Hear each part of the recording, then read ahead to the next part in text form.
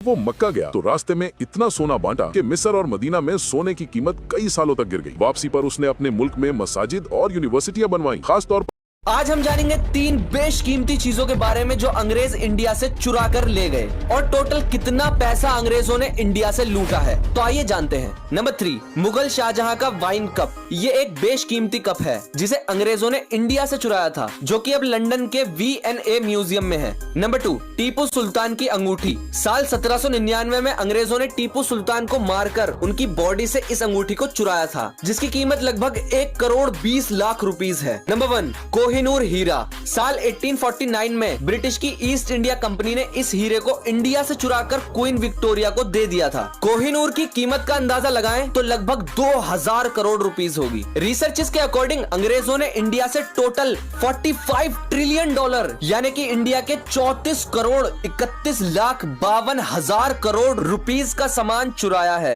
आज हम जानेंगे आखिर दुबई के लोग हर चीज में इतना ज्यादा शहद मिलाकर क्यों खाते हैं, जबकि उन्हें शहद खाना बिल्कुल भी पसंद नहीं है। दरअसल दुबई में ऊंट का गोश्त खाया जाता है जिसका स्वाद हल्का कड़वा होता है। इसी वजह से लोग उसमें शहद मिलाकर उसका टेस्ट बढ़ाते हैं। और एक वजह यह भी है कि उनका मानना है शहद खाने से इंसान जल्दी बूढ़ा नहीं होता और 70-80 साल की उम्र तक अपनी बीवियों को समय दे पाता है। आखिर दुबई के लोग एक आदमी कार चला रहा था, लेकिन अचानक उसे नींद आने लगी। आंखें झुकने लगी, सिर भारी और हालत ऐसी कि बस झपकी में ही दुनिया से चला जाए। बचने के लिए वो खुद को कई जोरदार थप्पड़ मारता है, पर नींद है कि जाती ही नहीं। फिर खिड़की खोलकर सिर बाहर निकाल हवा खाता है। पास बैठा छोटा कुत्ता उसकी हालत देखकर हंस भी देता है, मगर नींद इतनी गहरी थी कि अगले ही पल आदमी बेहोश होकर गहरी नींद में चला गया। तभी कार अपना रास्ता छोड़कर सीधे बड़े ट्रक की तरफ मुड़ने लगी। अब जिम्मेदारी आ गई छोटे से कुत्ते पर। उसने तुरंत अपने पंजे बढ़ाए और स्टीयरिंग थाम लिया। कार रेलिंग से रगड़ते हुए दौड़ रही थी, लेकिन कुत्ते ने हिम्मत नहीं हारी। वो तेजी से स्टीयरिंग घुमाता रहा, कभी एक तरफ कभी दूसरी तरफ। आदमी गाड़ी में ऐसे झूल रहा था जैसे कोई बोरा हो, फिर भी उसकी नींद नहीं टूटी। कुत्ता तो डर के मारे कांप रहा था, लेकिन उसके छोटे पंजों की पकड़ कार को पलटने से बचाती रही। गाड़ी कभी दीवार से टकराती, कभी ऊपर की तरफ उछलती, मगर हर बार किसी चमत्कार की तरह फिर से सड़क पर आ गिरती। आगे काम चल रहा था, सड़क पर जगह जगह रुकावटें थी, लेकिन छोटा कुत्ता मानो रेसिंग ड्राइवर बन चुका था। हर बैरिकेड, हर ड्रम और हर अवरोध को सेकंडों में साफ करता चला गया। लेकिन आगे रास्ता खत्म हो गया और कार सीधी हवा में उड़ गई। जमीन पर आते ही गाड़ी कई बार गोल गोल घूमती हुई सीधे आदमी के घर के गैराज के सामने आ गिरी। तभी आदमी की नींद खुली। उसने आंखें मलते हुए देखा कि गाड़ी सीधा घर के सामने खड़ी है। वो हैरान रह गया कि आखिर ये हुआ कैसे। उधर छोटा कुत्ता तुरंत ऐसे बैठ गया मानो सारी ड्राइविंग का खेल उसने नहीं बल्कि आदमी ने ही किया हो। आदमी जैसे ही बाहर निकला, कार के सारे पुर्जे जमीन पर बिखर गए और पूरा राज उसी पल दफन हो गया। एक आदमी कार चला रहा था। अगर तुम्हें जानना है कि ऑरा क्या होता है तो फील करो। तुम अपनी क्लास देखो, आज इस बंदे ने अपने टीवी के ऊपर अलग अलग तरह के फ्रेम लगाना शुरू कर दिया और सभी फ्रेम को अच्छे से लगाने के बाद टीवी के ऊपर इस तरह के वॉलपेपर लगाना शुरू कर दिया। और अब बारी थी इसे अच्छी तरह काटने की। एक एक करके सभी फ्रेम के ऊपर से वॉलपेपर काटना शुरू कर दिया। टीवी की मदद से कुछ इस तरह का फ्रेम बनाकर तैयार कर दिया। जब टीवी पर कुछ इस तरह का फ्रेम लगाया तो वह कूल लग रहा था। माँ के लिए लाइक सब्सक्राइब।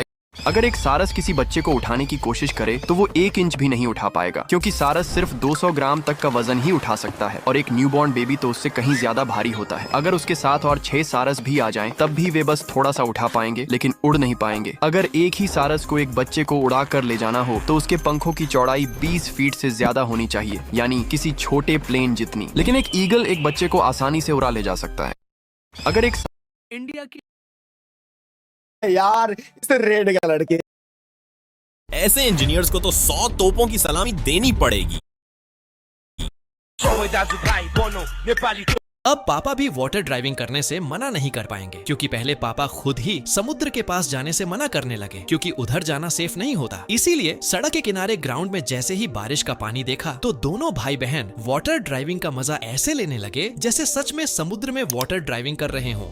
अब पापा भी कभी सोचा है कि घोड़ा पकड़ने के चक्कर में काउबॉय खुद को ही धुआं कैसे कर देते हैं? वेल, घोड़ा पकड़ने के लिए क्या बुर्ज खलीफा दुबई के रेतों में बनने के कारण यह बिल्डिंग काफी ज्यादा कमजोर है, लेकिन मैं आपको बता दूं कि बुर्ज खलीफा इतना मजबूती के साथ खड़ा है जिसे गिराना मुश्किल ही नहीं नामुमकिन है। क्योंकि जब बुर्ज खलीफा बन रहा था तो दुबई के रेत में 150 फीट से भी ज्यादा लंबी स्टील के पाइप नीचे डाला गया था और इन्हीं स्टील पाइपों के ऊपर लगभग 12 फीट से ज्यादा कंक्रीट का बेस बनाया गया था। लेकिन यही बेस जितने भी बुर्ज खलीफा में पिलर है उसको मजबूती से पकड़ कर रखा है, वरना दुबई में इतना तेज आंधी आता है कि इतना लंबा बिल्डिंग ना जाने कब का गिर गया होता। वैसे आपने बुर्ज खलीफा को देखा है? कॉमेंट में क्या आप जानते हैं आज मर्द समाज की आंखें शर्म के मारे झुक जाएगी क्योंकि ये है क्रिस्टियानो रोनाल्डो। सबने देखा है इनको, लेकिन फैक्ट विद विशु की नजर से देखो इनके पैरों पर ये क्या है? पकड़ लिया नेल पॉलिश।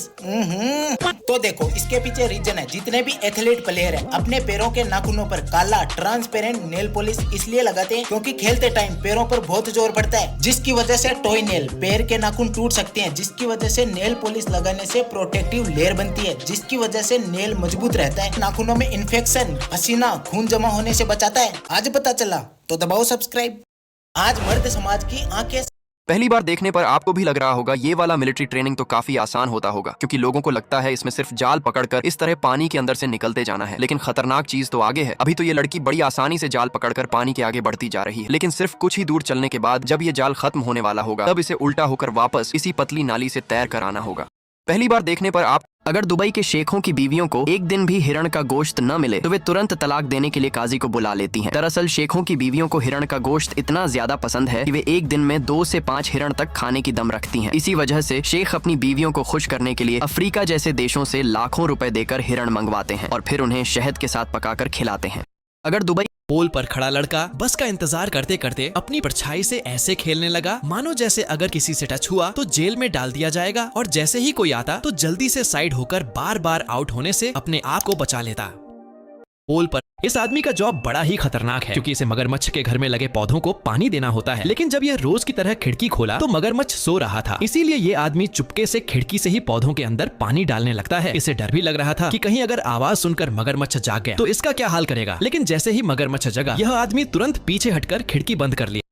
इस आदमी का जॉब पहाड़ की ऊंचाइयों पर एक लड़का, एक साइकिल और एक सपना। कहा जाता है इस रास्ते पर यह लड़का कभी सुकून की जिंदगी नहीं जी सकता। वजह भी साफ है क्योंकि अपने दोस्तों में सिर्फ वही सबसे लंबा है। जब भी बाहर जाने का प्लान बनता है उसके छोटे भाई लोग मोटे तलों वाले जूते पहन लेते हैं जिनकी हील लगभग 15 सेंटीमीटर तक ऊंची होती है, और जब ये पहनकर निकलते हैं